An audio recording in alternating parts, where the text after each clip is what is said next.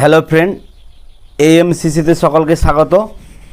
আজ আমরা ক্লাস নবম শ্রেণীর চতুর্থতম অধ্যায় শিল্প বিপ্লব, উপনিবেশবাদ ও সাম্রাজ্যবাদ, এই যে অধ্যায়টি রয়েছে এই অধ্যায়টির থেকে একটি গুরুত্বপূর্ণ প্রশ্ন নিয়ে আমরা আলোচনা করব। এর আগে আমি সেন্ট সাইমন তথা সাঁ সিমন সম্পর্কে আলোচনা করেছি, যিনি ফরাসি সমাজতন্ত্রের জনক হিসাবে পরিচিত ছিলেন। তারই মন্ত্রশিষ্য তথা একজন প্রধান শিষ্য ছিলেন চার্লস ফুরিয়ার। ইনিও সমাজতন্ত্র বা তথা কল্পনাবিলাসী সমাজতন্ত্র বিশ্বাস করতেন। চার্লস ফুরিয়ার সম্পর্কে যদি বলতে হয়, ইনি 1772 খ্রিস্টাব্দে 7 এপ্রিল পূর্ব ফ্রান্সের বেজাম নামক একটি শহরে ধনী পরিবারে জন্মগ্রহণ করেছিলেন। আমি আগেই বলেছি যে ইনিও সমাজতন্ত্রের অর্থাৎ কল্পনাবিলাসী সমাজতন্ত্রী একটি মতবাদে বিশ্বাসী ছিলেন। ইনি সেন্ট সাইমনকে অনুসরণ করতেন। একে সেন্ট সাইমনের প্রধান শিষ্য হিসাবেও আখ্যায়িত করা হয়। এর বিখ্যাত যে গ্রন্থ ছিল সেটি হলো শিল্প জগৎ তথা ঐক্যবদ্ধ জগতের তত্ত্ব। সেন্ট সাইমনের মতো ইনিও অর্থাৎ চার্লস ফুরিয়ারও একটি মতবাদ প্রচার করেছিলেন, যে মতবাদটিকে আমরা আজকের আলোচনা করব। মতবাদটি সেন্ট সাইমনের যে মতবাদ, চার্লস ফুরিয়ার যে মতবাদ। চার্লস ফুরিয়ার মনে করতেন যে সমাজকে যদি আলাদা আলাদাভাবে অর্থাৎ ধনী দরিদ্র এই অবস্থা থেকে বেরিয়ে আসতে হয়, তাহলে তিনি একটি সমাজ গঠনের ডাক দিয়েছিলেন। যে সমাজটির নাম ছিল ফ্যালেঞ্জ। এই ফ্যালেঞ্জ কথার অর্থ হচ্ছে কিছু পরিবার যারা একত্রিত হবেন, এবং এর সদস্য সংখ্যা ইনি উল্লেখও করেছিলেন প্রায় 1500 থেকে 1700-এর মধ্যে হতে হবে।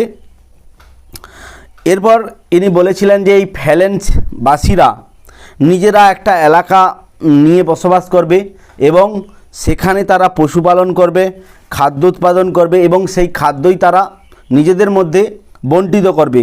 তার ফলে কি হবে, মানে নিজেদের প্রয়োজনীয় চাহিদা নিজেরাই মেটাতে পারবে। এর জন্য সরকারের কাছে তাদের কোনো দাবি দাওয়া বা কোনো কিছুই থাকবে না, বা সরকার বলতেই কিছু থাকবে না। দ্বিতীয়ত, সমাজের যে মজুরি বা মুনাফা, এই যে একটা প্রতিযোগিতা চলবে, সেই প্রতিযোগিতা এর মাধ্যমে এই ফ্যালেঞ্জ গঠনের মাধ্যমে বন্ধ হবে। অর্থাৎ একটা জায়গায় যদি সবাই মিলে চাষাবাদ করা হয় এবং সেখান থেকেই খাদ্য উৎপাদন করা হয়, সেখান থেকেই সমস্ত কিছু জোগাড় করে নেওয়া হয়, তাহলে সেখানকার মানুষ সেখান থেকেই সমস্ত কিছু উৎপাদন করতেছে, সেখান থেকেই চাহিদা মেটাচ্ছে। তার ফলে কি হবে না, সেখানে হচ্ছে টোটালি সেই খানের মানুষের মধ্যেই সেই জিনিসটা বণ্টিত হয়ে যাবে, অর্থাৎ সমানভাবে বণ্টিত হয়ে যাবে। যার ফলে কি হবে, কোনো রকম ধনী দরিদ্র সমাজ গড়ে উঠবেনি। এই মতবাদটি তিনি মেনলি প্রতিষ্ঠিত করতে চেয়েছিলেন। এছাড়াও সম্পত্তির যে বংশানুক্রমিক যে পর্যায়, সেটিকেও তিনি বিরোধিতা করেছিলেন। রাষ্ট্রের দমনমূলক সংস্থা যে পুলিশ, কারাগার, এ কিছুরই তিনি প্রয়োজনের কথা গুরুত্ব অপলব্ধি, মানে এগুলি তার মতে এগুলি না থাকলেই ভালো হয়। কারণ এগুলির গুরুত্ব না থাকার কারণ হচ্ছে ফ্যালেঞ্জ এমন একটি ব্যবস্থা যেখানে সমস্ত মানুষ, সেখানকার বসবাসকারী সমস্ত মানুষ চাষাবাদ করবে বা শিল্প যাই করুক না কেন, নিজেদের মধ্যে নিজেরাই করবে এবং তার মধ্যেই বণ্টিত হয়ে যাবে। তাই পুলিশ বা কারাগারে কোনো কিছুরই তার মতে প্রয়োজন হবে না। ফলে শোষণ বঞ্চনা, এই দারিদ্র, এই যে অবস্থাটা, এটা থেকেও মানুষ মুক্তি পাবে। তার এই মতবাদটি ফ্যালেঞ্জ মতবাদ হিসাবেও আমরা অনেকে পরিচিত। যাই হোক, 1837 খ্রিস্টাব্দে 10 অক্টোবর 65 বছরে তিনি মারা যান। তিনি চেয়েছিলেন সমাজে কল্পনাবিলাসী সমাজতন্ত্র প্রতিষ্ঠিত হোক, অর্থাৎ সমাজ এমন হোক যেখানে ধনী দরিদ্রের কোনো ব্যবধান থাকবে না, যেখানে সরকারের